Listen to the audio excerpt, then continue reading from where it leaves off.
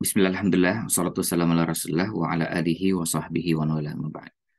Alhamdulillah, pada kesempatan di pagi ini kembali kita bisa sama-sama melanjutkan kajian dari matan Al-Waraqat karya Imam Al-Haramain, Imam Al-Juwaini yang disyarah oleh Syekh Abdullah Al-Fauzan. Pada pembahasan sebelumnya masih membahas tentang ijma dan masih ada bagian terakhir yang tersisa dari bahasan ijma ini. Baru setelah itu nanti insya Allah kalau sudah selesai, pindah ke bahasan qaulus sahabi. Pada pembahasan sebelumnya, bahasan terakhir adalah berkaitan dengan apakah, dan bahasan ini tentang masailul ijma, ada beberapa masalah yang berhubungan dengan ijma. Nah, salah satu di antaranya yang disebutkan oleh Imamul Haramain adalah apakah ijma itu baru dijadikan hujjah setelah ahlul ijma'nya semuanya wafat. Apakah disyaratkan setelah semuanya wafat baru dikatakan hujjah. Dan dalam penjelasannya disampaikan ada dua pendapat di kalangan para ulama, tapi jumhur ulama tidak mensyaratkan inqiradul asr.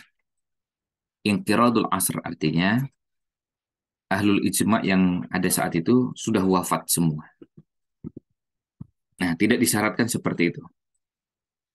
Jadi, untuk terlaksananya ijma tidak harus semuanya sudah wafat baru dikatakan ijma bisa dijadikan hujjah. Jadi, ijma bisa dijadikan hujjah setelah disepakati. Tidak harus ahlul ijma'nya wafat semua baru dijadikan hujjah. Nah, salah satu yang jadi alasan adalah walahum ayyarji'u an dzalikal hukmi. Kalau begitu caranya, maka ada ahlul ijma' yang bisa jadi setelah sudah sepakat, kemudian beberapa tahun atau beberapa waktu berikutnya memilih pendapat berbeda dengan ijma' tersebut. Nah, berarti tidak terlaksana ijma' itu karena meskipun sudah disepakati karena mereka masih hidup, lalu memilih pendapat yang berbeda, maka bisa terjadi mereka meninggalkan pendapat semula. Nah, ini bahasan terakhir yang kita bahas pada pertemuan sebelumnya. Pada pertemuan di kali ini kita akan masuk pada bahasan qauluhu, ini qauluhu artinya perkataannya Imam Al-Juwaini rahimahullah ta'ala, wal ijma'u yasihhu biqaulihim wa bifi'lihim. Wal ijma'u yasihhu biqaulihim wa bifi'lihim. Ijma' itu bisa terlaksana, bisa terwujud dengan perkataan ahlul ijma', perkataan al-mujmi'in, orang-orang yang atau ulama-ulama yang menyepakati, atau dan bifi'lihim, dan dengan perbuatan mereka. Jadi bisa dengan perkataan, bisa juga dengan perbuatan. Ini perkataan Imam Al-Juwaini, wal ijma'u yasihhu biqaulihim wa bifi'lihim. Maksudnya innal ijma'a yan'aqidu wa yatahaqqaqu biqaulil mujmi'ina wa bifi'lihim. Ijma' itu terlaksana, terwujud dengan perkataan ulama-ulama ahlul ijtihad yang bersepakat, wa bifi'lihim, dan dengan perbuatan mereka. Ini bagiannya ada dua, perkataan dan perbuatan. Maksudnya ini penjelasannya bikullim minhuma, maksudnya dengan masing-masing dari keduanya. Walihada a'adal ba'. Oleh karena itu, Imam Al-Juwaini mengulang huruf ba-nya. Jadi maksudnya, beliau tidak mengatakan wal ijma'u yasihhu biqaulihim wa fi'lihim, tapi wal ijma'u yasihhu biqaulihim wa bifi'lihim. Ijma' itu terwujud, terlaksana dengan perkataan atau perbuatan mereka. Maka diulang dengan huruf ba-nya untuk menegaskan bahwa ijma bisa terlaksana dengan kedua-duanya. فَإِذَا قَالُوا بِجَوَازِ شَيْءٍ فَهَذَا إِجْمَعٌ عَلَى الْجَوَازِ. Ini contoh yang pertama yaitu berupa qaul dengan perkataan ahlul ijma tadi. Dengan perkataan para ulama-ulama yang bersepakat. Contohnya misalnya para ulama tersebut bersepakat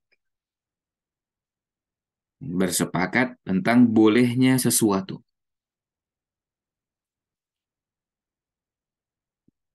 Ulama bersepakat bahwa perbuatan ini boleh. Dan itu disampaikan secara lisan. Maka fahada ijma'un alal jawazi. Maka ini merupakan ijma' yang menunjukkan bolehnya. Menunjukkan bolehnya perbuatan tersebut. Wa kadzalika idza fa'alu syai'an, dan demikian pula ini yang kedua. Jika beliau-beliau para imam-imam tersebut, para ahlul ijtihad tersebut bersepakat dengan cara apa? Mengerjakan sesuatu. Mengerjakan sesuatu. Artinya bukan satu imam, bukan dua imam, tapi semua imam tadi. Mengerjakan sesuatu fayadullu fi'luhum alal jawazi. Maka perbuatan mereka itu menunjukkan bolehnya. Perbuatan mereka ini menunjukkan bolehnya. Fayadullu fi'luhum alal jawazi. Maka perbuatan mereka ini menunjukkan, jadi mereka semua. Li'ismatihim anil batili kama taqaddama. Karena mereka secara keseluruhan, bukan perorangan. Mereka secara keseluruhan maksum dari kebatilan. Jadi tidak mungkin umat ini sepakat dalam kesesatan. La tajtami'u ummati ala dhalalah.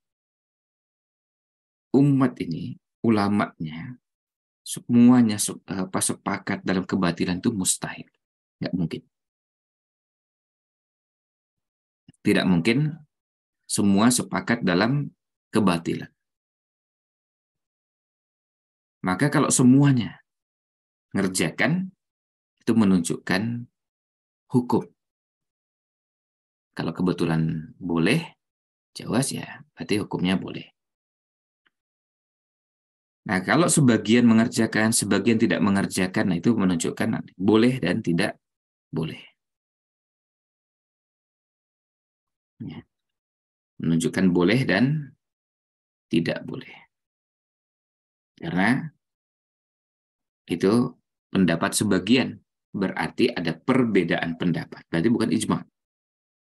Sebagian mengerjakan, sebagian tidak mengerjakan. Nah, itu tidak menunjukkan ijma.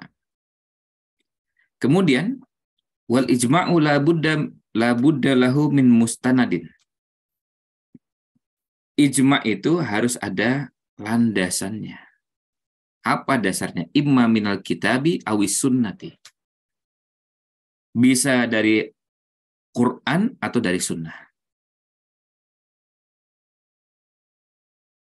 Atau itu maksudnya bisa salah satu, bisa cukup salah satu. Tidak harus kedua-duanya. Tentu kalau ada dari kedua-duanya menjadi lebih lengkap. Tapi kalau salah satu pun sudah cukup. Artinya dasar ijma'nya hanya Quran saja misalnya. Atau dasar Qurannya hanya hadis saja, itu sudah cukup. Apalagi kalau dua-duanya di Quran dan di hadis. Sawa'un alimnahu au jahilnahu. Baik kita ketahui atau tidak kita ketahui. Maksudnya, baik kita ketahui dasarnya, Qur'annya ini, hadisnya ini, atau tidak kita ketahui. Ini bisa jadi pada saat kita membaca ijma', apalagi kalau seperti kita yang awam seperti ini, Tentu lebih mungkin kita nggak tahu dasarnya apa, ayat Quran yang digunakan, ayat apa, di surat apa, ayat berapa. Bisa jadi kita nggak tahu. Nah, tapi meskipun kita tidak tahu, itu tidak mempengaruhi ijma.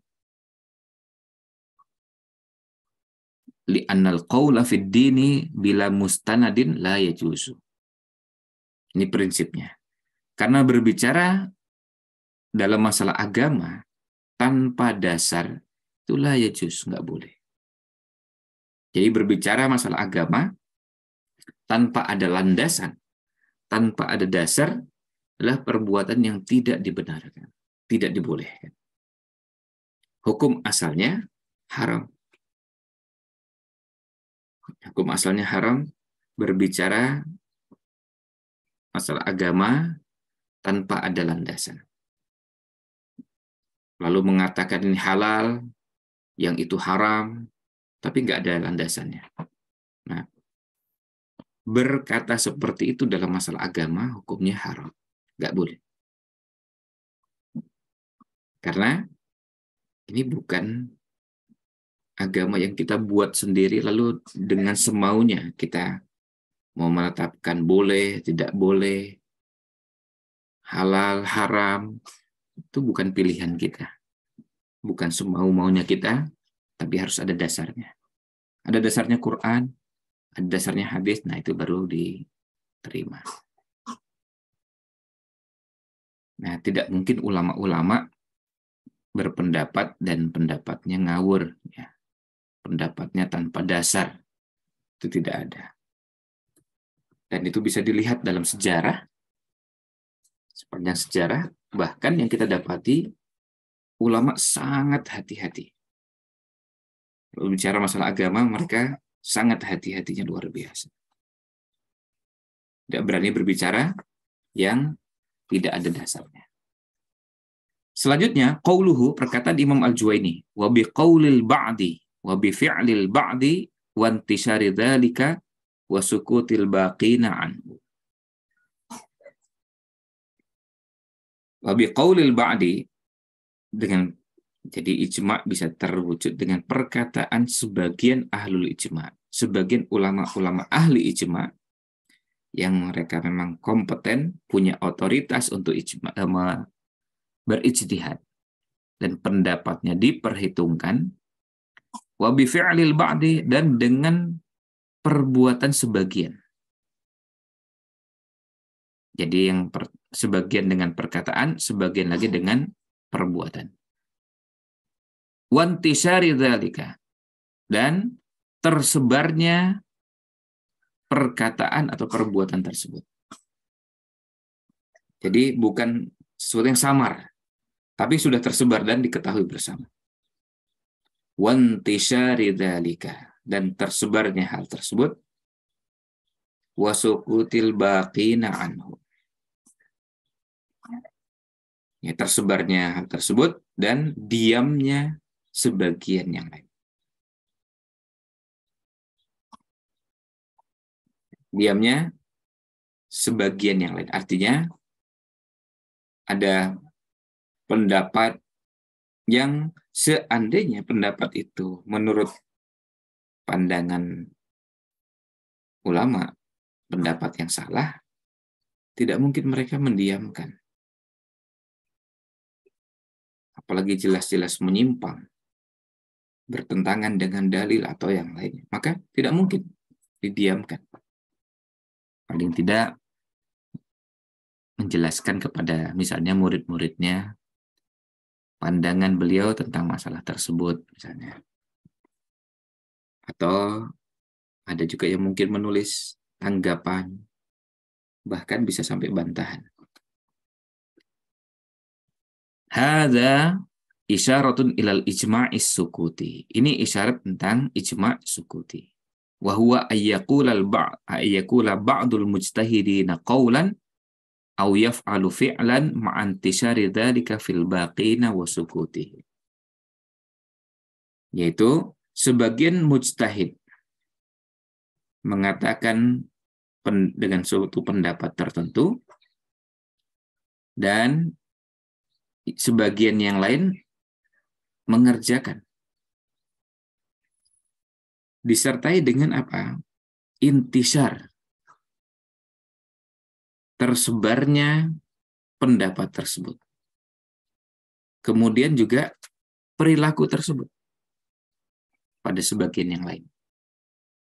Kemudian ini sudah jelas pendapat ini tersebar di kalangan para ulama pada satu masa tertentu, tersebar bahwa imam ini berpendapat begini, tersebar bahwa yang lain berpendapat begitu.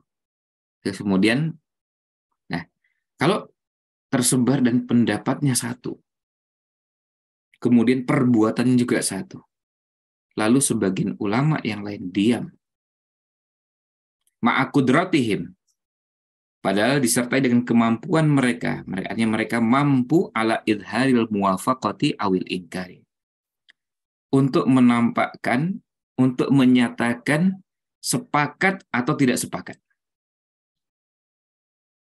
Jadi beliau-beliau yang diam ini bukan karena kondisinya ada tekanan yang berbeda pendapat ditangkapi, bukan karena itu, maka ini menjadi ijma sukuti.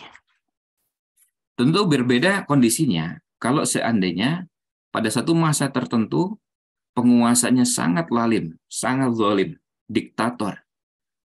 Lalu tidak ada kesempatan ulama berbeda pendapat dengan penguasa. Penguasa sudah memilih satu pendapat tertentu. Maka kita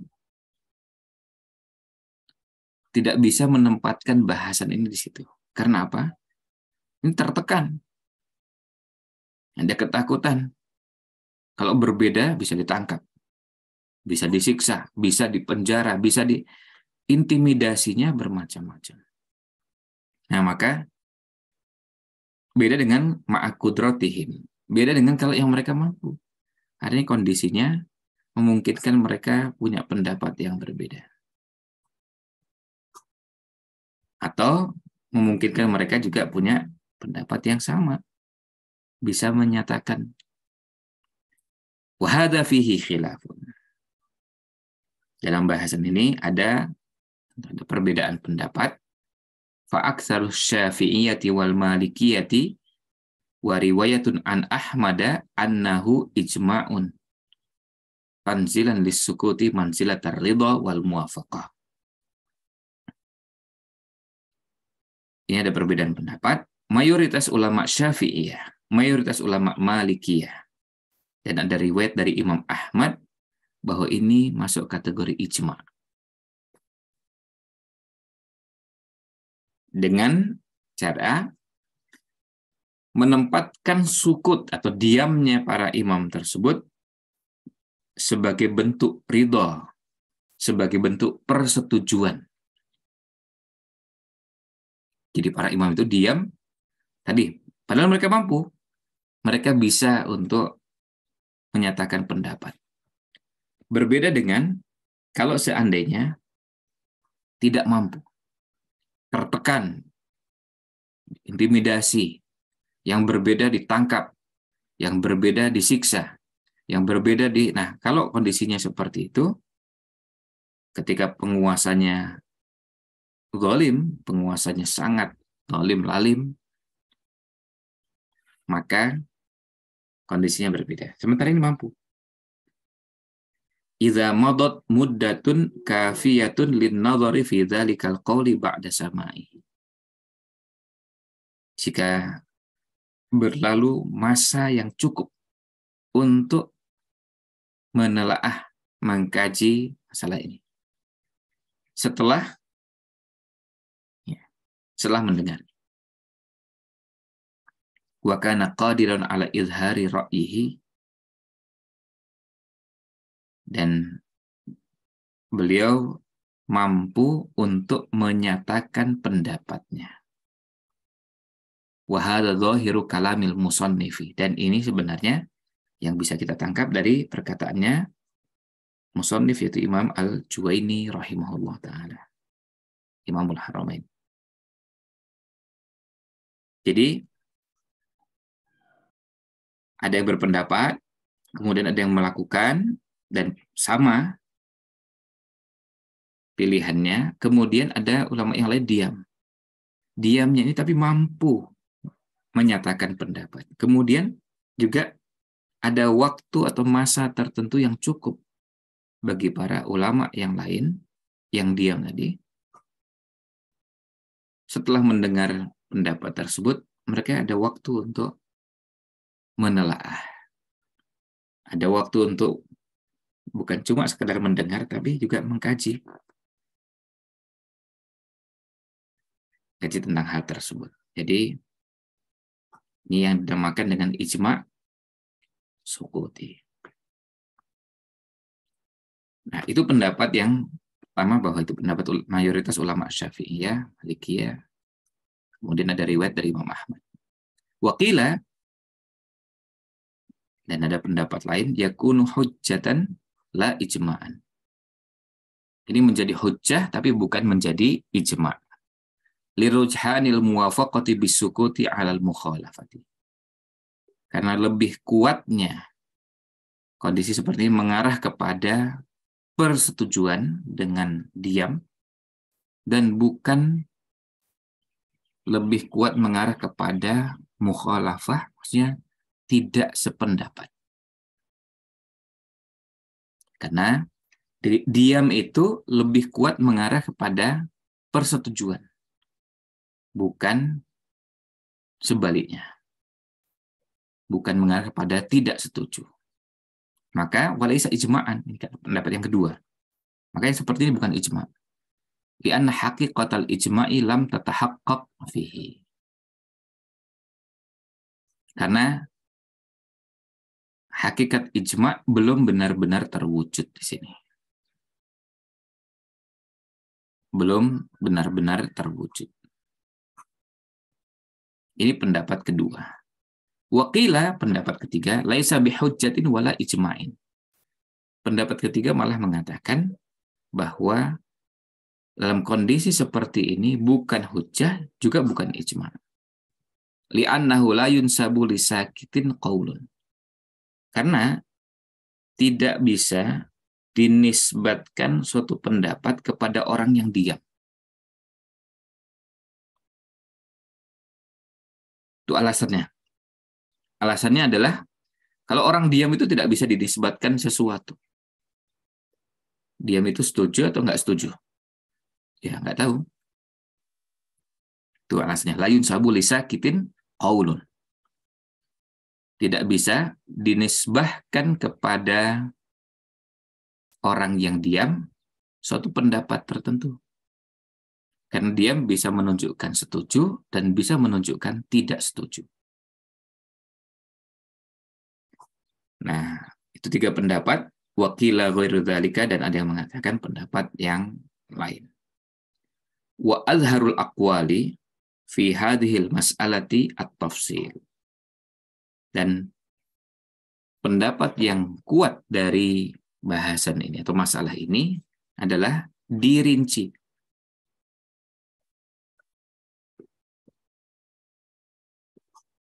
Dirinci bahwa annahu in ulima min qarinatin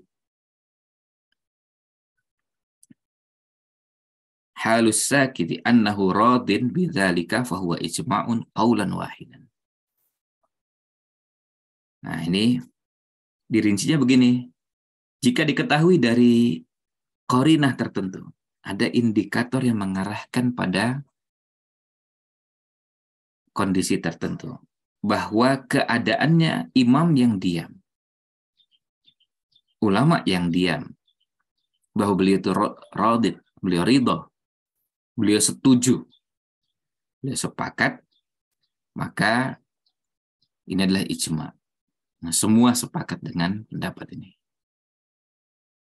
Dan nanti bisa dilihat bagaimana caranya menyikapi, caranya mengungkapkan.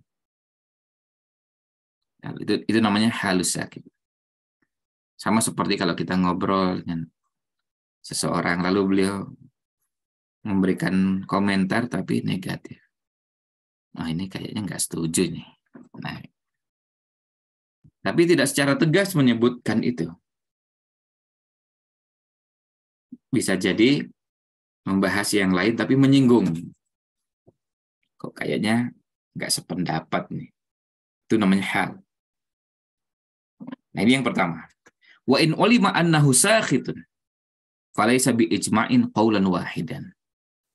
Dan jika diketahui bahwa keadaannya orang yang diam, imam yang diam, ahlul ijtihad yang diam, bahwa beliau memang tidak ridho, tidak rela, tidak setuju, tidak sependapat, maka falaysa bi ijma'in. Maka itu jelas bukan ijma' qaulan wahidan. Juga satu pendapat. Jadi untuk kondisi yang pertama, kalau jelas imam tersebut yang diam itu nampak setuju dengan qarinah tertentu, ada indikator yang mengarah ke sana, maka jelas itu ijma'. Kalau nampak tidak setuju, berarti bukan ijma'. Nah, sekarang berikutnya, yang ketiga, wa illam yu'lam ridha wala sukhtun fal azharu annahu ijma'un sukuti dhanni. Dan jika tidak diketahui bahwa beliau ini ridha, setuju, atau tidak setuju, maka yang rajih bahwa itu adalah ijma' sukuti yang bersifat dhanni. Dan ini bisa dilihat dan nanti diambil rujukannya pada yang nomor 2 ini dari Mudzakkirah Syekh Asy-Syanqiti. Mudzakkirah Ushul Fiqh ini. Nah, ini kondisinya. Rinciannya seperti itu. Lianna ghaliba hadzal naw'i mabniyun 'ala at-tatabbu'i wal istiqra'i li aqwalis sahabati wat tabi'ina mathalan. Karena mayoritas jenis ini dibangun atas dasar tatabbu', atas dasar istiqra', artinya dengan cara menelaah, meneliti, mengkaji, menelusuri aqwal sahabat wat tabi'in, misalnya menelusuri perkataan para sahabat, para tabi'in, dan dipelajari satu persatu. Gimana Ibnu Mas'ud radhiyallahu an, gimana Ibnu Abbas radhiyallahu an, gimana ini dan itu dicari. Umar bin Khattab punya nggak pendapat tentang ini? Telusuri lagi, cari lagi. Itu namanya istiqra'.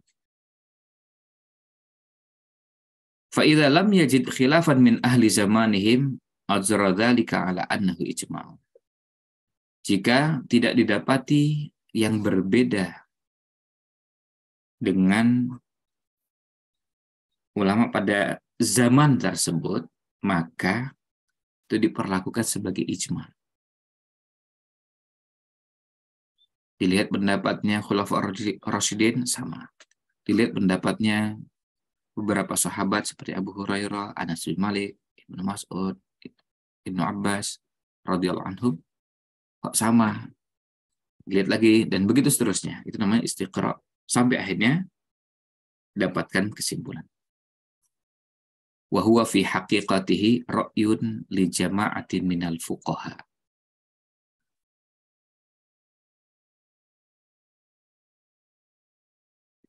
Dan itu adalah pada hakikatnya pendapat beberapa fuqaha. Wa qad yazharu mukhalifun lam yattali alaihi mudda'il ijma'.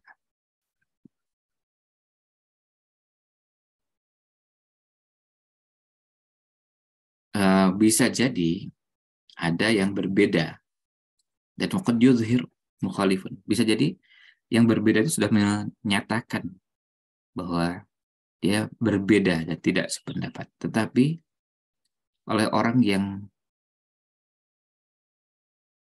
menyatakan ijma' tidak mendapatkan atau tidak ketemu dengan pendapat tersebut. Fayakunu dhanniyan la qat'iyyan. Maka ini dikatakan dhanni dan tidak qat'i. Nah, yang perlu dipahami adalah bahwa istiqra'nya para imam pada masa-masa terdahulu itu tidak seperti kita sekarang. Telaah mereka yang sangat kuat, ya, sangat mendalam, kesabaran, ketekunan mereka dengan basis ilmu mereka yang sudah sangat kokoh. Artinya berbeda dengan kita sekarang. Kalau kita sekuat-kuatnya kita melakukan istiqra, tentu hasilnya sangat jauh dengan imam-imam tadi. Sebab penguasaan ilmu yang beliau-beliau miliki memang sangat berbeda. Jadi jangan dibayangkan istiqra-nya para imam itu lalu kemudian menyimpulkan seperti di sini misalnya, lalu dibayangkan seperti kita. Itu jangan. Karena kalau seperti kita ini memang jauh dari kemampuan istiqra yang baik. Ya, menelusuri. Karena apa? Karena ya ilmu kita terbatas. Sekarang siapa yang kuat membaca buku-buku yang tebal-tebal seperti itu? Membaca Al-Majmu'-nya Imam Nawawi yang berjilid-jilid. Membaca Al-Mughni Imam Ibnu Qudamah Al-Maqdisi yang berjilid-jilid. Membaca dan sekian banyak kitab-kitab yang jumlahnya begitu banyak, judulnya, terus masing-masing berjilid-jilid lagi. Yang kalau itu diterapkan pada kita, satu judul saja kita nggak selesai. Siapa di antara kita yang pernah khatam Al-Mughni, Imam Ibnu Qudamah? Dia khatam membaca sekali saja. Pernah lewat dari awal sampai akhir. Nah, sementara para imam itu membaca kitab-kitab seperti itu, kalau kita baca biografinya, ada yang pernah khatam 3 kali, ada yang 5 kali, bahkan ada yang kita dapatkan dalam riwayat disebutkan dengan angka bukan cuma belasan kali. Sehingga mereka sangat menguasai. Pada saat bicara istiqra itu memang bukan berangkat dari nol. Nah, itu supaya kita mendudukkannya dengan tepat. Kemudian waqaulul musannif, dan perkataan musannif yaitu Imamul Haramain, Imam Al-Juwaini, wantisari dzalika, dan tersebarnya hal tersebut. Mafhumuhu, yang dipahami dari sini, annahu idza lam yantasir fil baqina falaysa bi ijma'in. Bahwa kalau tidak tersebar di kalangan para ulama-ulama ahlul ijtihad yang lain, maka itu bukan ijma'. Lihtimali dhuhulihim anhu wa adab ittila'ihim alaihi. Karena bisa jadi mereka nggak tahu, informasinya nggak sampai. Mereka tidak menelaah, karena memang tidak tersebar. Tidak tersebar pendapat tersebut. Itu maksud dari wantisari tadi. Wallahu a'lam. Kemudian wa'lam annal usuliyyin ikhtalafu fi mustanadil ijma'. Kemudian ini yang perlu kita ketahui juga, ini bahasan lainnya, bahwa ulama-ulama usul fikih berbeda pendapat tentang landasan ijma'. Hal yasihhu ayyakuna an ijtihadin wa qiyasin aw la. Apakah boleh, apakah dibenarkan landasannya adalah ijtihad, qiyas, atau tidak boleh? Sebab la budda lil ijma'i min dalilin yastanidu ilaihi. Sebab tidak boleh ijma' tanpa ada landasannya, ada dasarnya. Itu enggak ada. Tidak ada ceritanya ijma' itu berangkat dari sesuatu yang kosong. Ijma' itu dasarnya Quran, dasarnya hadis, dasarnya ada dalilnya. Li annal qawla bi ghairi hujjatin ittiba'un lil hawa. Nah, ini ungkapan yang lain melengkapi yang disampaikan di atas tadi, bahwa berbicara dalam agama, mengatasnamakan agama, mengatasnamakan Allah SWT dengan mengatakan halal atau haram, tanpa hujjah, tanpa dalil, itu adalah namanya mengikuti hawa nafsu. Dasarnya apa? Dasarnya ayat Quran. Dasarnya apa? Hadis. Dasarnya, nah itu namanya berdasarnya. Wattiba'ul hawa batil. Dan mengikuti hawa nafsu itu batil. Ya, mengikuti hawa nafsu itu adalah kebatilan. Dan tidak kita temukan imam-imam, ulama-ulama yang seperti ini. Beliau-beliau orang-orang yang sangat hati-hati. Tadi kita sampaikan, para imam itu sangat hati-hati sampai pada masalah-masalah yang kita anggap remeh, kita anggap sepele, tapi beliau-beliau Masya Allah, hati-hatinya luar biasa. Yang beliau-beliau kerjakan, kalau kita bicara tentang takwa, mengerjakan perintah, menjauhi larangan, bukan lagi levelnya mengerjakan perintah yang wajib. Mengerjakan perintah yang hukumnya sunnah. Karena sunnah juga perintah. Dan meninggalkan larangan yang hukumnya bukan cuma haram, tapi yang makruh pun mereka tinggalkan.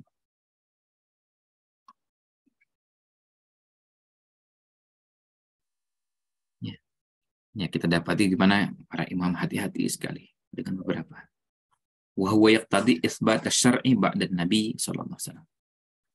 Dan ini menuntut berarti menetapkan syariat setelah Nabi sallallahu alaihi wasallam. Artinya kalau mengikuti hawa nafsu itu berarti menetapkan syariat sesudah Nabi Muhammad SAW. Karena syariat itu ya cuma yang dibawa oleh Nabi SAW. Berarti harus ada landasannya. Landasannya apa? Yang dibawa oleh Nabi SAW. Quran, hadis, itu yang dibawa oleh Nabi SAW. Itu landasan yang dijadikan rujukan. Maka tidak mungkin berpendapat dalam masalah agama tanpa dalil. Wal azharu fi hadhil mas'alati wallahu a'lam. Dan yang rajih dalam masalah ini, wallahu a'lam, ma qarrarahu Syekhul Islam Ibnu Taimiyah rahimahullah.